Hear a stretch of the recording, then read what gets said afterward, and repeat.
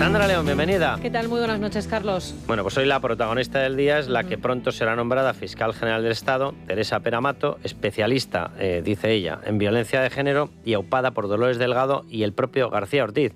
Y creo que tenemos reacciones de última hora. Pues sí, porque esta tarde se están celebrando en Madrid, bueno, y en otros puntos de España, esas manifestaciones en celebración, en conmemoración del 25N, Día Internacional de la Eliminación de la Violencia contra la Mujer. Y allí la ministra de Igualdad, Ana Redondo, ha aprovechado la ocasión para celebrar el nombramiento de la nueva fiscal o fiscala, que es como la llama ahora la izquierda. Y creo que también es un buen mensaje que lanza el Gobierno de España con el nombramiento de Teresa Peramato como fiscala. Es una propuesta, por supuesto, es una propuesta de nombramiento que sale hoy del Consejo de Ministros, pero creo que es un buen mensaje.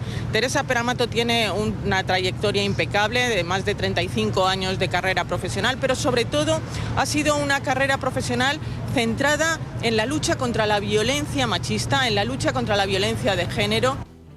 Pues si la saluda la ministra Ana Redondo, estoy por rehacer el editorial para sumar su elogio, porque pocas pruebas puede haber más de sectarismo. Esta persona, en vez de felicitar tanto, ¿por qué no nos da explicaciones de las pulseras antimaltratadores que siguen sin funcionar? Tenemos a Lucía Guadalupe en las manifestaciones, luego le preguntaremos qué le han dicho en esa manifestación sobre el tema de la gestión de las pulseras, que me consta que estaba preguntando por este asunto. Pero escuchábamos a Ana Redondo resaltar la lucha incansable de la que va a ser la nueva fiscal general del Estado, porque todavía no ha sido nombrada oficialmente, su perfil feminista. Y ojo, porque como tú decías antes, muy feminista, pero es que esta mujer lo que ha hecho es defender desde el primer momento la polémica ley del solo sí es sí, que dejó en libertad a cientos de violadores. Vamos a escuchar, si te parece, lo que decía la nueva fiscal, Teresa Peramato, hace 3 años. Hay que apreciar la ley en lo que vale, tiene muchísimas cosas buenas. A las leyes hay que darle tiempo para que se pongan en marcha y para que podamos ver los efectos que producen. Lo que a mí no me cabe ninguna duda es que el hecho de que con la Ley Orgánica de Garantía Integral de la Libertad Sexual se ha dado un paso adelante para proteger a las víctimas de violencia sexual. Claro, ¿quién podría dudarlo? ¿Qué es lo que quiere una mujer víctima de violencia sexual? Encontrarse por la calle a su violador. Vamos, lo sabe todo el mundo.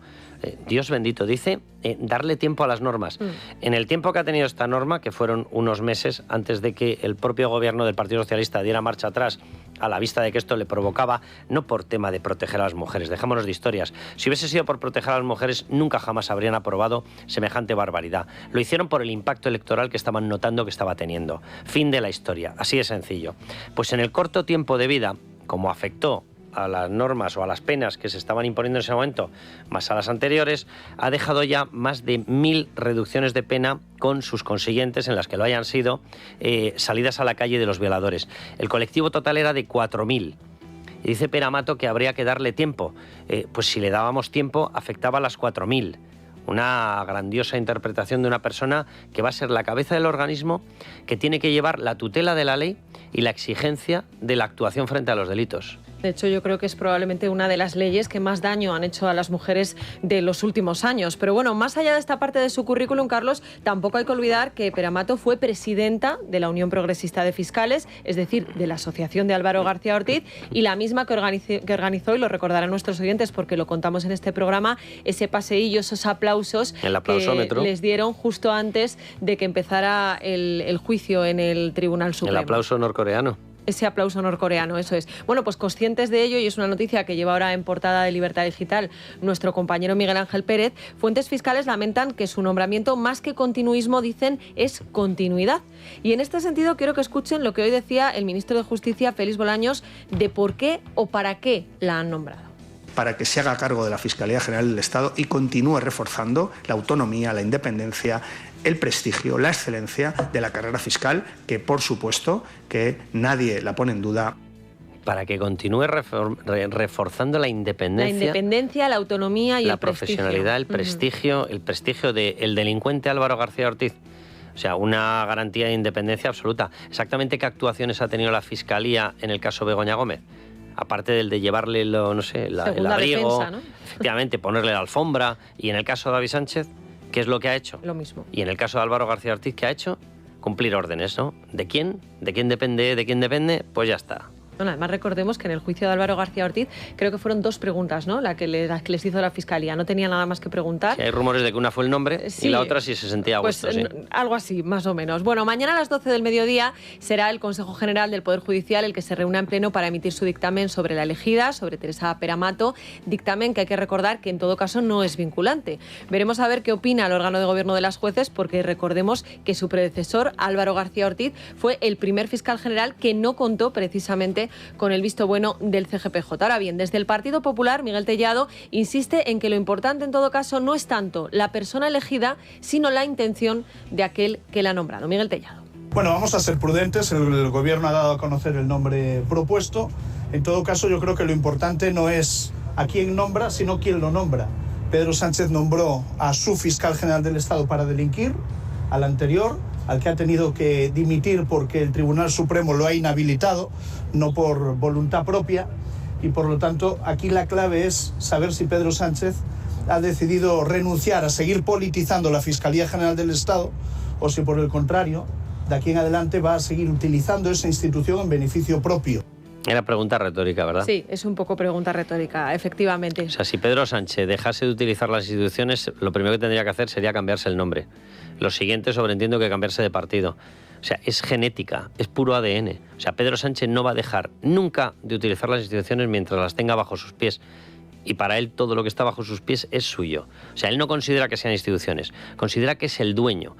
Es el dueño del Falcon, es el dueño del Super Puma, es el dueño de los empleados que hay allí, es el dueño del Banco de España, es el dueño del CIS, es el dueño de Radio y Televisión Española, es el dueño de la Fiscalía. Esa es la forma de interpretar la democracia de Pedro Sánchez. Bueno, en este caso además hay que reconocer que él lo dijo desde el primer momento. ¿De quién depende la Fiscalía? Pues eso. Bueno, en Podemos coinciden en que el nombre de la persona elegida también es lo de menos, pero por razones bien distintas a las del Partido Popular. ¿Por qué? Pues porque lo que le pide Ione Belarra al Gobierno es más madera. La cuestión es si el Partido Socialista va a luchar contra el golpismo judicial en España o no. Si te metes con el clan Ayuso, si respaldas las leyes feministas y si respaldas las leyes que protegen el respeto a la plurinacionalidad de nuestro país, vamos a ir a por ti y te vamos a asesinar civilmente. Es un escándalo democrático. Asesinos civiles son los jueces del Supremo ahora. Ione Belarra no se ha enterado de que la máxima defensora de su porquería de ley, la del sí es sí, porque era suya, luego avalada evidentemente por el Partido Socialista, con lo cual la hicieron los socialistas también suya, pero no se debió enterar de que la acaban de nombrar fiscal general, ¿no? O la van a nombrar fiscal general. O sea, dice, si vas contra las leyes feministas, que es como le llamaban ellos, a la ley del sí es sí, acabas destrozado y en una cuneta, o de fiscal general del Estado, ¿verdad? O sea, esta persona, leer la prensa poco, ¿no? Poco. Más de insultarla. Sí. Efectivamente, eso les gusta mucho más. Bueno, a todo esto desde Sumar siguen alentando las movilizaciones.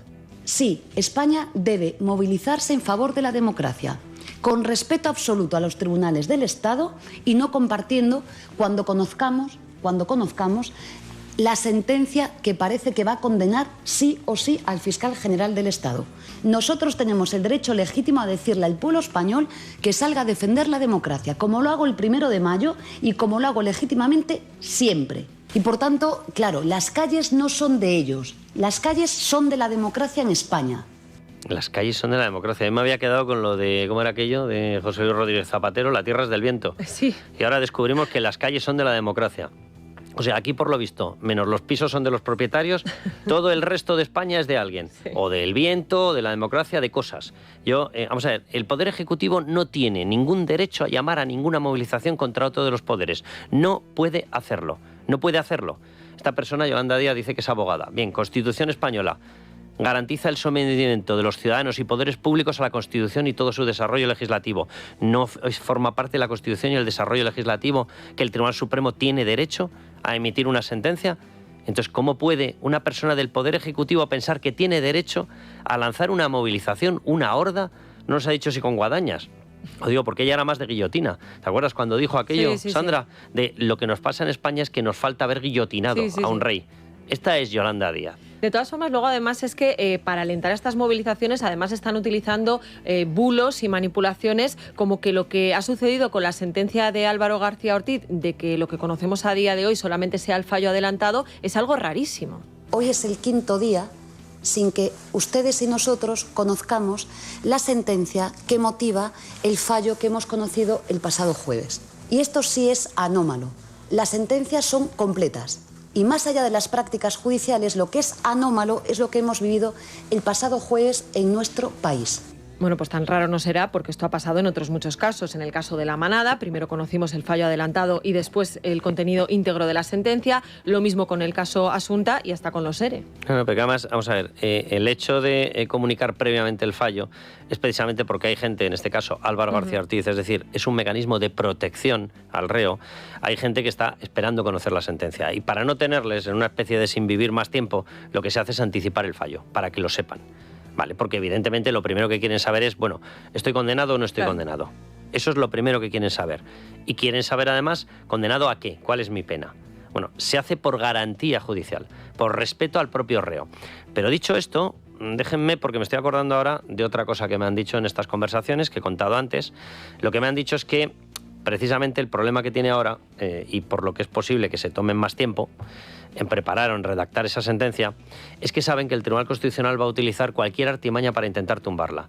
Cierta o incierta, real o irreal, verdadera o falsa, pero más falsa que un duro de madera. Y efectivamente se van a tomar tiempo para redactar una sentencia absolutamente férrea. ¿Por qué? Porque hay pruebas por docenas. Y evidentemente van a plasmar en la sentencia todo. Van a plasmar cómo ha sido el desarrollo. Van a plasmar todas las tretas que ha utilizado Álvaro García Ortiz. ¿Eso es normal? Pues miren, no es normal, por desgracia, por culpa del Tribunal Constitucional. Y porque todo el mundo sabe que es absolutamente parcial. Y que están esperando el más mínimo resquicio para intentar meter por ahí una lengüeta. Esa es la historia. Esa es la historia. Es decir, justo lo contrario de lo que está diciendo Yolanda Díaz. Bueno, por lo demás seguimos con la vista puesta en el Superjueves, ese día en el que tenemos triple comparecencia judicial. Por un lado, Aldama, dispuesto a rematar, lo ha dicho él, Ángel Víctor Torres, con esa copia de los móviles que ha solicitado al juez y que éste le ha concedido. Y por otro, Ábalos y Koldo en esa vistilla de revisión de medidas cautelares en la que Leopoldo Puente podría decidir ahora sí enviarles a prisión. Ayer les contábamos que la defensa de Koldo había solicitado que suspendieran esta vistilla, alegando que tenía que acudir a la comparecencia de Aldama y que no podía estar en dos sitios a la vez. Bueno, pues hoy ya tenemos la respuesta del juez, lo retrasa hora y media, pero no la cambia de día. Así que el jueves, saldremos de dudas. Con lo cual, ¿a qué hora va a ser al final? 12:30 creo que es. 12:30. Bueno, no es una mala hora para saber si van a prisión o no van a prisión. Allá ellos. Veremos a ver qué es lo que sucede. Por cierto, que hablábamos de Koldo y hoy le han preguntado en Telecinco por esa noticia que este fin de semana desvelaba El Español, según la cual justo antes de la moción de censura, él habría llevado a Sánchez y a Cerdán a reunirse con Otegi en un caserío que estaba a media hora del aeropuerto de Bilbao. Una noticia que ayer desmintieron tanto el presidente del gobierno como el líder de Bildu. Bueno, pues esto es lo que decía hoy Koldo. No tengo ni idea. Yo no sé por qué lo han hecho, o por qué lo harán, o por qué tienen una cosa u otra. Ellos tendrán sus motivos, pero yo sí que sé que hacía mi trabajo y es lo que hacía. Mientras tanto, hay que decir que hoy El Español sigue ofreciendo más detalles y atención porque asegura que el móvil de Koldo, incautado por la UCO, contiene pruebas comprometedoras de esa reunión. Concretamente, se trataría, según esta información, de conversaciones de WhatsApp mantenidas con Ábalos, Cerdán y su socio, Anchón Alonso, el artífice de ese encuentro, en los días previos a la reunión en el caserío. Además, en su agenda telefónica aparecerían 4 contactos vinculados a Bildu. Esto es lo que sabemos hoy. Fíjate que ayer dijo Sergio Sayas en este programa, el diputado navarro del Partido Popular, que esto tenía que ver con una cuestión económica. Y a mí eso me encaja al 100%.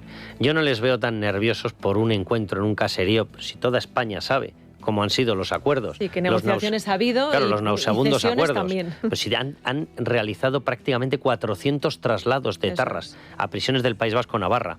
Hay 47 libertades condicionales. Hay casi 100, lo que llaman ellos, progresiones de grado. ¿Qué es una progresión de grado? Mejorarte el trato, que te puedas ir a dormir a casa, lo que sea. Ir rebajando, de alguna manera rebajando en la práctica el cumplimiento de la pena. A ellos les da lo mismo que se sepa que se han encamado con Bildu. Lo que no les da lo mismo a Bildu, para explicar esta historia, vamos a ver, Bildu tiene una rama interna, creo que se llama GKS, un grupo de radicales, unas juventudes suyas, que son absolutamente marxistas, que consideran que Otegi se le ha pasado el plazo, que hay que ir renovando porque hay que volver a la verdadera lucha batasuna y hay que llevar las esencias de lo que siempre ha sido este partido heredero de ETA. Bien, eso es GKS. Y GKS le está segando la hierba dentro de Bildu al propio Otegi. Y como le encuentren un escandalillo, y a mí me siguen diciendo que en línea de lo que mencionó ayer Sergio Sayas, hay por ahí unas obras de ampliación del Parlamento de Navarra que se fraguaron en la época años 18-19, justo, coincidiendo con esto, justo después de esto, en una consejería en el gobierno de Navarra que pertenecía a Bildu. Y que como resulte que, fruto de eso, alguien ha recibido dinero, lo mismo se monta la mundial dentro de Bildu. Y a mí lo que me dicen, que es lo mismo que lo que le están diciendo a Sergio Sayas, es que allí, en ese caserío o no caserío o donde fuera, se debió hablar de tema pasta, de tema dinero.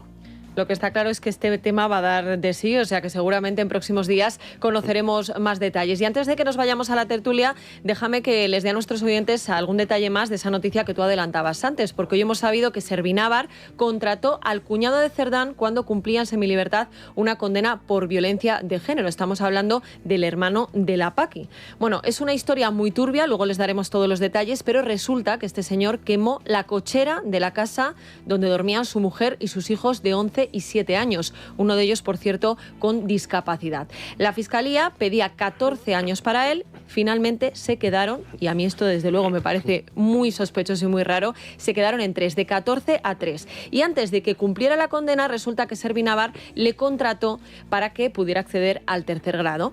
A partir de ese momento pasa a convertirse en el único trabajador de esta constructora, donde en la famosa obra del puente del Quinto Centenario de Sevilla, que es una de las que están en el informe de la UCO por los presuntos amaños de la trama a cambio de mordidas. 1,8 millones de euros se llevó por esta obra Servinávar de Acciona, una obra en la que, como decimos, solamente puso a un trabajador, a este señor, al cuñado de Cerdán, que bueno, que además dicen que algunos les vieron el primer día y que luego no lo volvieron a ver más. O sea, que el secretario de organización, el que fue después secretario de organización del Partido Socialista y mano izquierdísima de Pedro Sánchez, sustituyó el hermana Yo sí te creo por Antonio Yo sí te quiero. Eso es. Vale, digo por resumirlo. Bien. Antonio es el cuñado, que no hemos dicho el nombre, pero Antonio se llama el cuñado. Sí, es el hermano de la Paqui. La que fundía la tarjeta de Servinávar en el Corte Inglés. La que atizaba y corta que te corta en el Corte Inglés, que parecía que estaba laminando el jamón. Bien, pues esa era la Paqui. El repito, que no se lo ponemos nosotros. No, es que como entre ellos, que son entes así de intelectualidad elevada, el uno viene de la Universidad de Princeton, el otro de Columbia, todos estos, el otro de Cambridge,